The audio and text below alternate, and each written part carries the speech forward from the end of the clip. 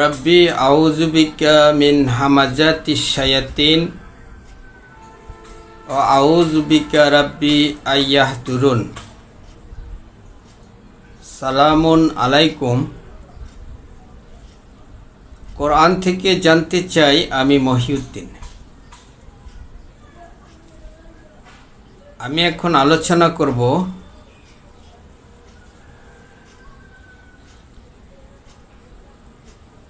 কোরআনের সালাত কি, কোরআন ছাড়া সালাত কায়েম করলে কবুল হবে কি নাকি কবুল হবে না। আমরা যারা ঈমানদার মুমিন দাবি করি, আমরা কোরআনের দলিলের ভিত্তিতে নিজেকে ঈমানদার দাবি করি।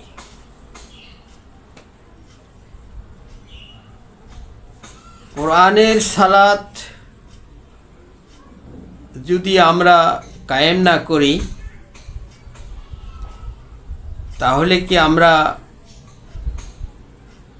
সৎকর্ম করতে পারি? ঈমান আর সৎকর্ম ছাড়া তো জান্নাতে যাওয়া যাবে না, দুটাই লাগবে, ঈমান এবং সৎকর্ম। তো সৎকর্মের মধ্যে সবচেয়ে বড় বিষয় হচ্ছে সালাত কায়েম।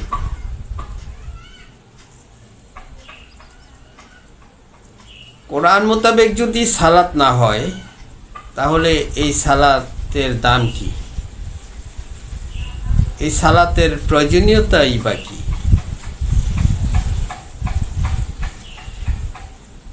তো কোরআনের সালাতটা কি আমরা কোরআন থেকেই জানার চেষ্টা করব। আমি প্রত্যেকেই অনুরোধ করব আপনারা সূরা তওবার ৫ নম্বর আয়াতটি ভালো করে বুঝে নেবেন। সূরা তওবার ৫ নম্বর আয়াতে আল্লাহ রাব্বুল আলামিন বলেছেন,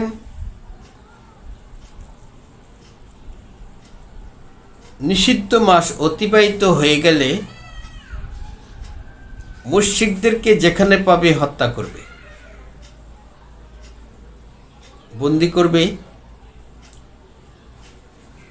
অবরুদ্ধ করে রাখবে, প্রত্যেক গোপন ঘাঁটিতে ওত পেতে বসে থাকবে।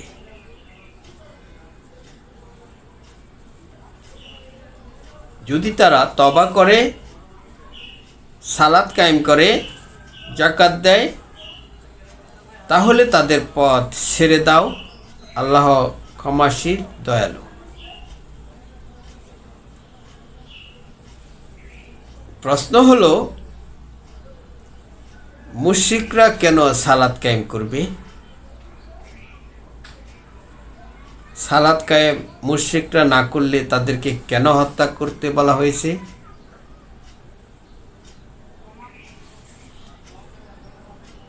দিনের ব্যাপারে তো কোনো জোর জবরদস্তি নাই। কেউ ঈমান আনবে কি আনবে না এ ব্যাপারে তো কোনো জোর জবরদস্তি নাই।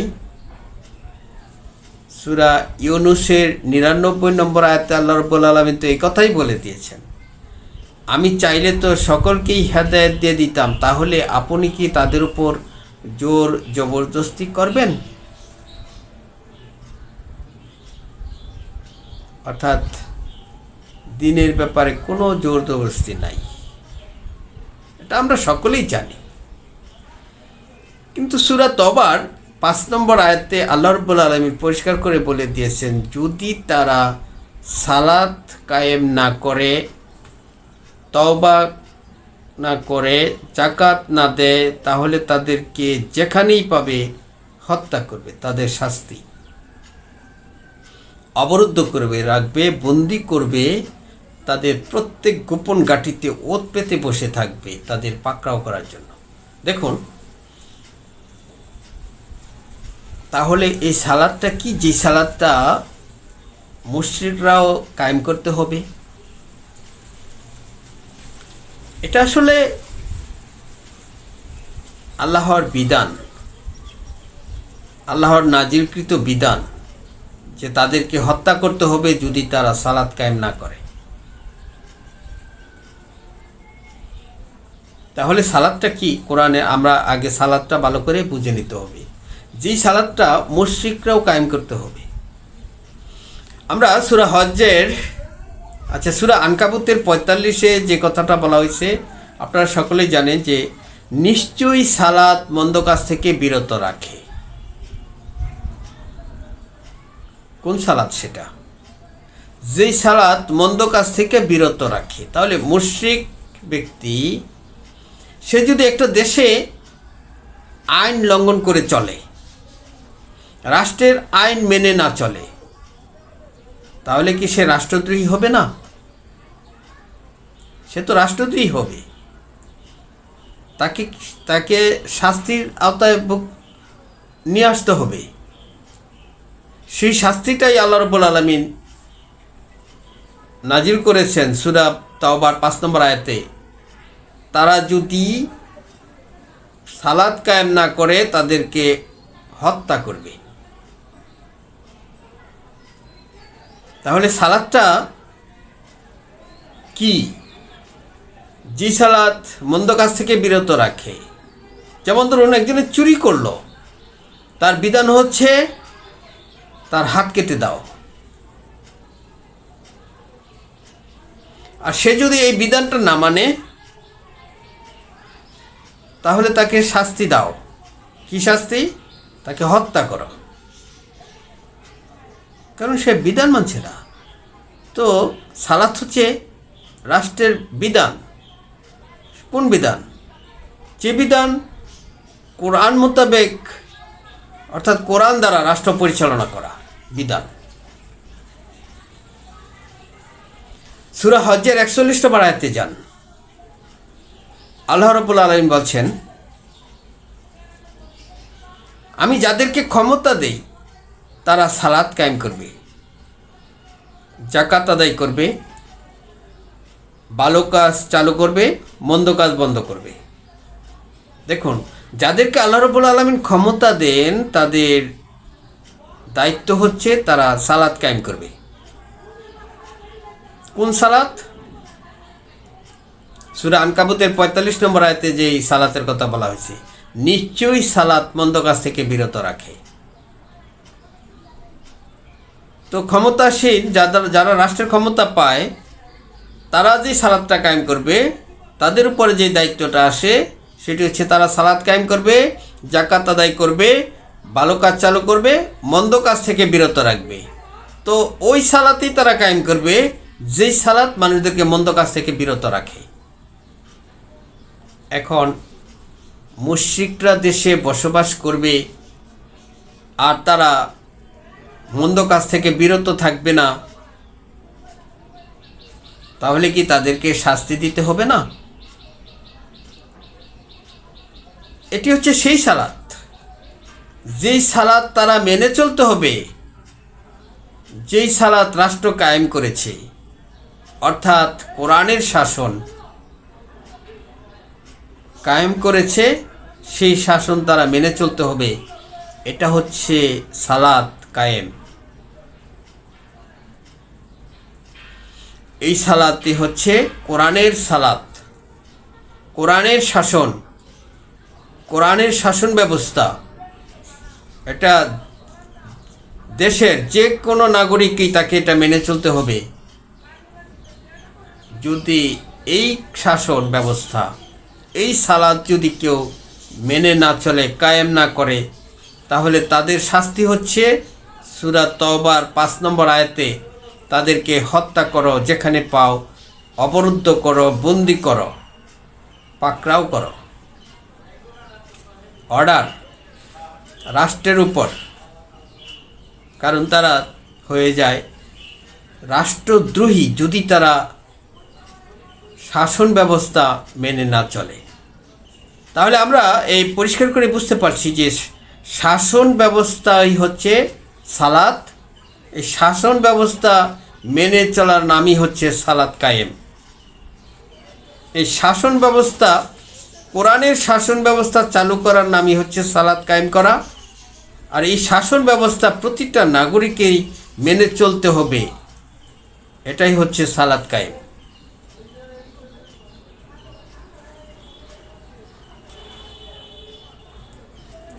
দিনের ব্যাপারে, ইমানের ব্যাপারে কোনো জোর জবরদস্তি নাই। সূরা ইউনূসের ৯৯ নম্বর আয়াতে আল্লাহ রাব্বুল আলামিন বলেছেন, আমি যদি চাইতাম তাহলে কি সকলকেই হেদায়েত দিয়ে দিতাম, তাহলে আপনি কি তাদের উপর জোর জবরদস্তি করবেন? আল্লাহ রাব্বুল আলামিন বলছেন, আমি তো চাইলে হেদায়েত দিয়ে দিতাম, আপনি কি তাদের উপর জোর জবরদস্তি করবেন হেদায়েতের জন্য? দেখুন, যারা সালাত কায়েম করবে তাদের হেদায়েতের প্রয়োজন নাই, ইমানের প্রয়োজন নাই। তারা রাষ্ট্রীয় অর্থাৎ কোরআনের শাসন ব্যবস্থা চালু হয়েছে, তারা সেটা মেনে চলতে হবে। এই মেনে চলার কারণে তারা জান্নাতে যেতে পারবে না। তাদের জান্নাতে যেতে হলে এর আগে আরেকটা শর্ত পূরণ করতে হবে, সেটা হচ্ছে তাকে ঈমান আনতে হবে, পরকালের প্রতি, আল্লাহর প্রতি, গায়েবের প্রতি ঈমান আনতে হবে। নতুবা তার এই সালাত কায়েমের জন্য সে জান্নাতে যেতে পারবে না। সালাত কায়েম হচ্ছে সৎকর্ম, যেটা অসৎকর্ম পরিহার করে সৎকর্ম করতে হয়। যে সালাত, যেই বিধিবিধান মন্দ কাজ থেকে বিরত রাখে, যে বিধিবিধান মেনে চললে, যে আইন ব্যবস্থা, যেই শাসন ব্যবস্থা মেনে চললে মন্দ কাজ থেকে বিরত থাকে, যে শাসন ব্যবস্থা চালু হলে মন্দ কাজ দূর হয়ে যায়, সেটা করবে রাষ্ট্র, যাকে আল্লাহ রাষ্ট্রপ্রধান অর্থাৎ যাকে আল্লাহ রাব্বুল আলামিন ক্ষমতা দেন, সেই ক্ষমতাসীন ব্যক্তির উপরে এই দায়িত্ব অর্পিত হয়। আল্লাহ রাব্বুল আলামিন বলছে, তারা সালাত কায়েম করবে, যাকাত আদায় করবে, ভালো কাজ চালু করবে, মন্দ কাজ বন্ধ করবে। এখন আসুন, প্রচলিত যে সালাত আমাদের মাঝে চলছে, এটা কি কোরআনের শাসন, কোরআনের সালাত? দেখুন, এটি হচ্ছে আসলে একটা নামাজ অর্থাৎ উপাসনা, ইবাদত বা এই আল্লাহর স্মরণ। এটা হচ্ছে আল্লাহর ভয়ে একাগ্র চিত্তে উপাসনা করা, আল্লাহর ধ্যানে মগ্ন থাকা। এটা সালাত কায়েম নয়। সালাত কায়েম হচ্ছে কোরআনী শাসন ব্যবস্থা মেনে চলা, আর এটা হচ্ছে নামাজ, উপাসনা। এই নামাজ যদি কোরআন বিরোধী হয় তাহলে সেটা হবে না। যেমন এই নামাজের মধ্যে যদি আল্লাহকে ডাকা হয় আকবর বলে, তাহলে সেটা কোরআন মোতাবেক হচ্ছে না। আল্লাহকে ডাকতে হবে আহাদ বলে, আল্লাহু আহাদ। কোথাও আল্লাহ কোরআনের মধ্যে বলে না যে আমাকে আকবর বলে ডাকো, বরঞ্চ নিষেধ করা হয়েছে, তার সাথে কারো তুলনা নাই। আকবর বললে তুলনা হয়, আকবর হচ্ছে বড়, কার বড়, ছোট কে, কার সাথে তুলনা করা হলো? আর আহাদ বললে একজন, কেউ নাই, দ্বিতীয় আর কেউ নাই, একক, অদ্বিতীয়, তিনি অমুখাপেক্ষিক।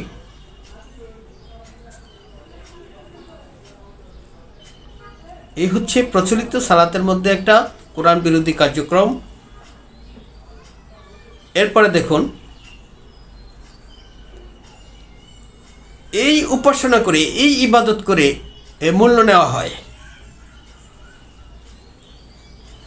আল্লাহ রাব্বুল আলামিন সেটাও কোরআনে নিষেধ করে দিয়েছে যে আমার আয়াতের বিনিময়ে তোমরা কোনো এর বিনিময়ে চেও না। কোরআনের অনেক আয়াত আছে। সূরা আনামের ৯০ নম্বর আয়াতে আল্লাহ রাব্বুল আলামিন বলেছেন, আমি তাদের প্রতি সন্তুষ্ট হয়েছি, অতএব আপনি তাদের অনুসরণ করুন আর বলুন যে আমি এর বিনিময়ে তোমাদের কাছে কোনো পারিশ্রমিক চাই না, আমার পারিশ্রমিক আমার রবের নিকট আছে। তো তারা পারিশ্রমিক চাচ্ছে, সেও নামাজ পড়ছে, তাহলে তোমার নামাজের মূল্য দিতে হবে, তার নামাজের মূল্য আল্লাহর কাছ থেকে নেবে। এই ধরনের অসঙ্গতি ইবাদত নয়, এটা এই উপাসনা হয় না।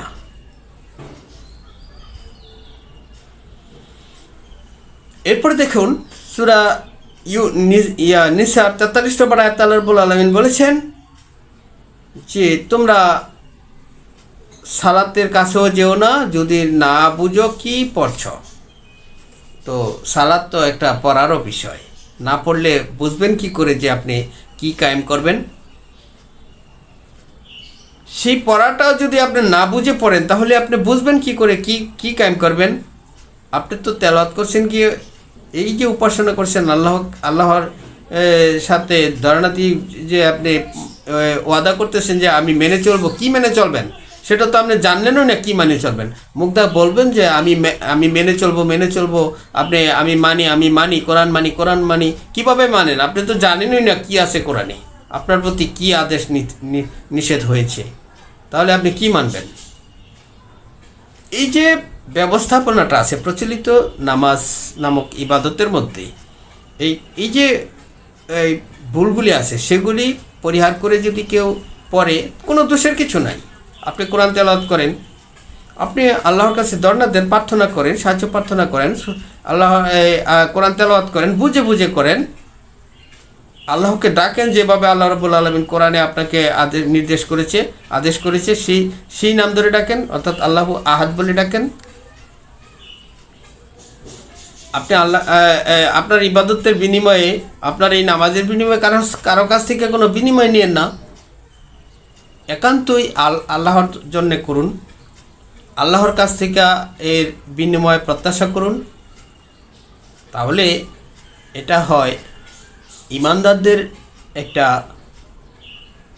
আলাদা একটা বৈশিষ্ট্য, যে সে আল্লাহর আরাধনা করছে, আল্লাহর ইবাদত করছে, আল্লাহর উপাসনা করছে, আল্লাহর কাছে সাহায্য প্রার্থনা করছে, আল্লাহর কাছে একাগ্রচিত্তে কান্নাকাটি করছে, আল্লাহর কাছে আল্লাহর ইবাদত করছে, সেটা হতে পারে, কিন্তু কোরআন লঙ্ঘন করে নয়।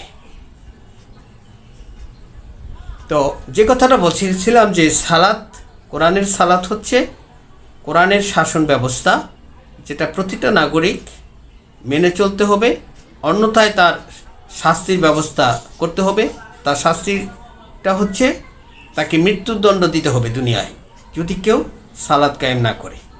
সূরা তওবার 5 নম্বর আয়াতটি আরও ভালো করে আপনারা বুঝে নেবেন যে সেখানে কি করে বলেছে, তাহলে আপনারা বুঝতে পারবেন যে আসলে সালাত কাকে বলে, কোরআনের সালাত কাকে বলে। কোরআনের সালাত ছাড়া গ্রহণযোগ্য হবে না, এটি সৎকর্ম হবে না।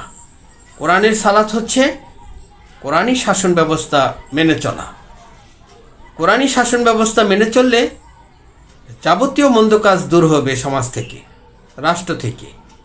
নিশ্চয়ই সালাত মন্দ কাজ থেকে বিরত রাখে, সেই সালাত অবশ্যই পড়ে জানতে হবে। সূরা তওবার 5 নম্বর আয়াতটি আপনারা ভালো করে পড়ে নেবেন, বুঝে নেবেন। সূরা তওবার 5 নম্বর আয়াত, হজ্জের 41 নম্বর আয়াত, সূরা নাহলের 45 নম্বর আয়াত, এরকম আরও অনেক আয়াত আছে। অর্থাৎ আল্লাহর বিধিবিধান মেনে চলাটা হচ্ছে সালাত কায়েম। তবে যারা মুশরিক তারা যে সালাত কায়েম করবে, এই সালাত কায়েমের কারণে তারা জান্নাতে যেতে পারবে না, কারণ তাদের ঈমান নাই। ঈমান থাকতে হবে। প্রথম শর্ত হচ্ছে ঈমান। জান্নাতে যেতে হলে ঈমানের সাথে সৎকর্ম, সে সৎকর্ম করতে বাধ্য। রাষ্ট্রের নাগরিক হিসাবে বসবাস করতে হলে কিন্তু তাকে ঈমান আনার জন্য জোর জবরদস্তি করা যাবে না। বিষয়গুলি জানার জন্য আপনারা আরও বিস্তারিত ভালোভাবে কোরআন থেকে পড়ে জেনে নেবেন যে সূরা তওবার 5 নম্বর আয়াতটিকে ভিত্তি করে আপনারা এর গভীরতায় পৌঁছে যাবেন ইনশাআল্লাহ। আশা করি যে সালাত কায়েম কাকে বলে। আমি আমার আলোচনা আর দীর্ঘায়িত না করে এখানে শেষ করছি। সালামুন আলাইকুম।